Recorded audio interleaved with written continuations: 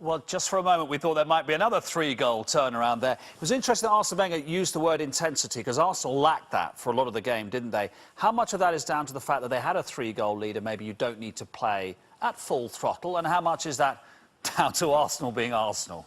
Well, obviously they were dreadful the first 75 minutes. I'm sick of saying it, but if you start the game slowly, you're in for a tough night. We've seen it over the last, I suppose, week or so.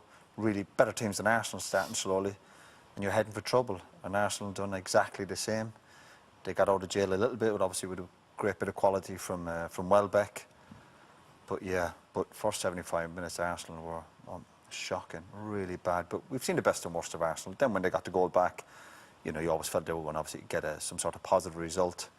But football's about setting yourself high standards, and Arsenal again tonight, I just thought, they got out of jail a little bit. But we've seen it with Arsenal, we've seen it in Barcelona, and we saw it with Real Madrid last night, arguably, as well. What is it? Is it a subconscious thing when you have such a good lead after the first leg? They didn't start well. They weren't ruthless. You know, almost you've got to say, look, this is 0-0. Forget about the first leg. And there should have been more away goals. Moscow should have scored more away goals in that first leg. But it's 0-0. Be ruthless, get out there, be tight. Let's just be tight for 20 minutes. Let's play tactically. But they were so lackadaisical. It was very open. The game was too open. Arsenal should have gone there, shut the door up to a certain degree, hit them on the break, and had a comfortable night. But the inconsistency of that sort of 90 minutes was incredible from Arsenal. There was moments of brilliance, but a lot of real lackadaisical, lazy play in many ways, defensively and with the ball. I've not seen Arsenal not pass the ball like they did tonight. They could not make 3 or 4 passes like you normally see Arsenal do. And yeah, I think they got away with it a little bit. But defensively, they've been suspect, let's be honest, all season, haven't they? And we saw it again tonight, just not reacting to danger quickly enough. Yeah, I think, you know, this was a difficult for Petr Cech. I think he has a save, but the defenders are a little bit on their heels.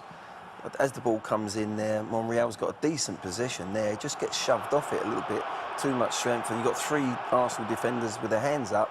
You know, rather than one of them reading the game and going in, it's difficult because at the end of the day, forwards seem to go on the front foot. They look to go in for bits and pieces. It's a decent save from Cech, and they follow in. And here, Roy, should he do better here, Cech? Yeah, I definitely think, you know, he's a really good goalkeeper, but he's got to push that away. But again, here, there's nobody closing the ball down. Where's the intensity? You've got to play football with intensity. And listen, an outstanding finish, great finish. But the goalkeeper's got to do better, I think, for both goals.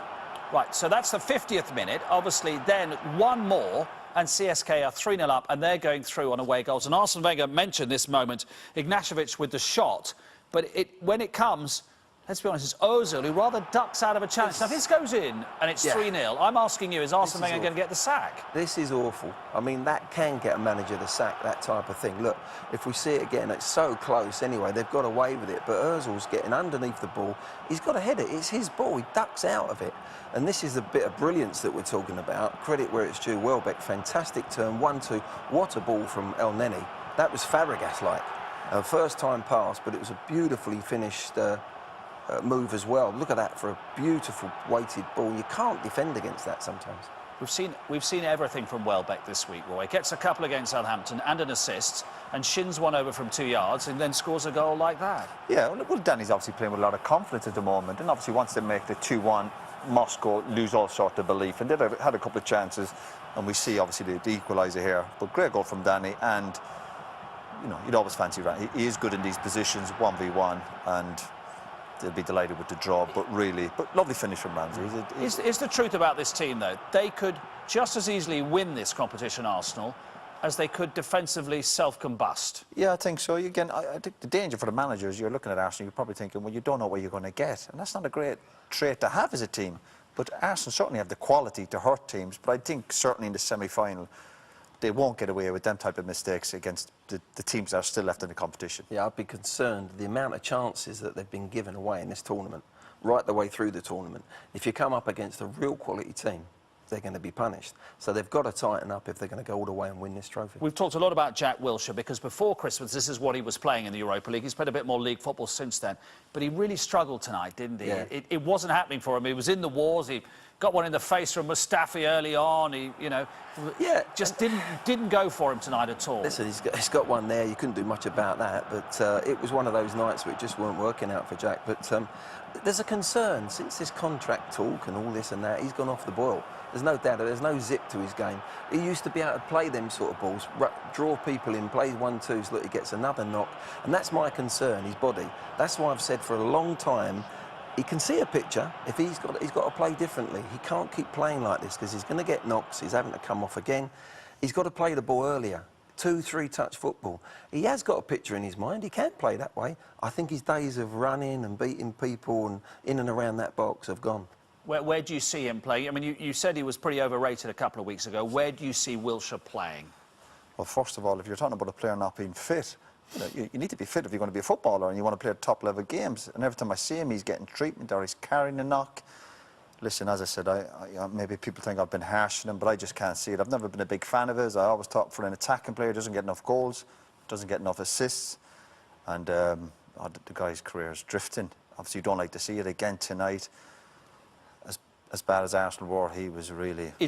Would the contract issue play on his mind? Have you seen that before, where you don't know where a player is going, that it has a real impact on their form? Well, has he been offered a contract? Well, if I was him, I'd sign it, really, because if he thinks he's going to have big offers in the summer, I'd be surprised, because, again, the big question mark over him, on top of, I think, what he lacks, is that he never seems fit. That's pretty important. Okay. Surprised by the intensity of the game, and we're not at the races in the first half especially, and after that you come back.